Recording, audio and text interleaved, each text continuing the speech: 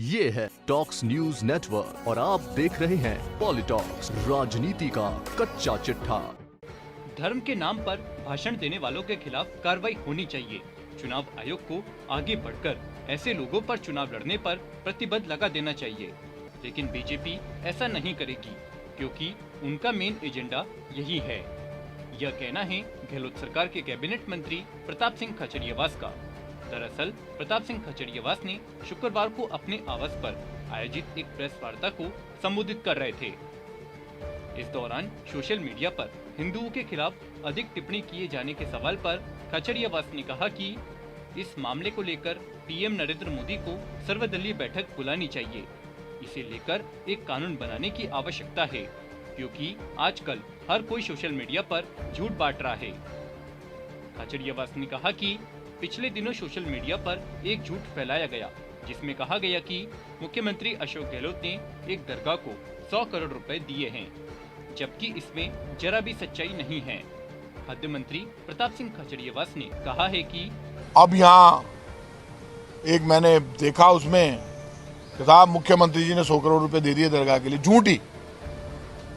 मतलब मुख्यमंत्री अशोक गहलोत जी ने वहां दे दिए, मस्जिद में पैसे दे रहे। भैया मस्जिद वाले पैसे लेते ही नहीं है, सरकारी पैसा काम में ही नहीं लेते। दे कहां से देंगे? लेती ही नहीं। मस्जिद वाले कभी सरकारी पैसा काम में नहीं लेते, तो देंगे कहां से? कोई ले ही नहीं रहा तो देंगे कहां से? झूठे सोशल मीडिया पे चलाते हैं। ये जो पाप कर रहे हैं, इन सबका इलाज यही है। मंदिर हो, मस्जिद हो, गिरजाघर हो, गुरुद्वारा हो, सबका सम्मान। अब वक्त आ गया जब कांग्रेस बीजेपी से ऊपर उठकर कानून बनाना पड़ेगा।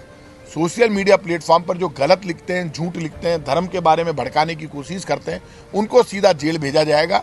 ये सब सुधर जाएंगे, मैं आज आपसे कह रहा हूं, और देश का माहौल भी सुधर जाएगा। वहीं बिहार के एएसपी द्वारा पॉपुलर फ्रंट ऑफ इंडिया की तुलना आरएसएस से किए जाने के सवाल पर प्रताप सिंह खचरियावास ने कहा कि देखिए, पीएफआई का जहां तक सवाल है, यदि पीएफआई को लेकर इतना बड़ा सवाल उठ रहा है तो नेशनल इन्वेस्टिगेशन एजेंसी जांच कर रही है, राजस्थान में भी, पूरे देश में सारे मामलों की। भारत सरकार को पीएफआई पर प्रतिबंध लगा देना चाहिए। पटना के एसपी ने आरएसएस से तुलना की है, तो अब आरएसएस तो भारतीय जनता पार्टी और आरएसएस तो एक ही चीज है, और वहां पे उनकी सरकार है। जब पटना का एसपी ये कह रहा है तो उसके बाद कुछ बाकी बच गया है क्या कहने के लिए? इसके साथ ही खाद्य सामग्रियों पर केंद्र सरकार की ओर से 5% जीएसटी लगाने के मामले में गहलोत सरकार में खाद्य मंत्री प्रताप सिंह खचरियावास ने केंद्र सरकार को आड़े हाथ दिया। खचरियावास ने कहा कि मुझे आटा, दाल, चावल पर जो 5% जीएसटी लगी है उसका हम विरोध करते हैं, और वो आपके पास कोई सूचना है, जयपुर शहर जिला कांग्रेस कमेटी 5% टैक्स का विरोध करती है। प्रताप सिंह खचरियावास ने आरोप लगाते हुए कहा कि केंद्र सरकार आम आदमी को भूल गई है। केंद्र सरकार ने आजादी के बाद पहली बार आटे पर टैक्स लगाया है। पेट्रोल डीजल पर टैक्स लगाकर भाजपा की केंद्र सरकार पहले ही 25 लाख करोड़ रुपए कमा चुकी है। पेट्रोल डीजल के दाम बढ़ने से वैसे ही खाद्य सामग्री महंगी हो गई। खचरियावास ने कहा कि यदि केंद्र सरकार को जीएसटी लगाने का ही शौक है तो पेट्रोल और डीजल पर जीएसटी लगाए। खचरियावास ने आगे कहा कि मोदी जी जब भी कोई फैसला लेते हैं तो वे राज्य सरकारों से पूछकर नहीं लेते।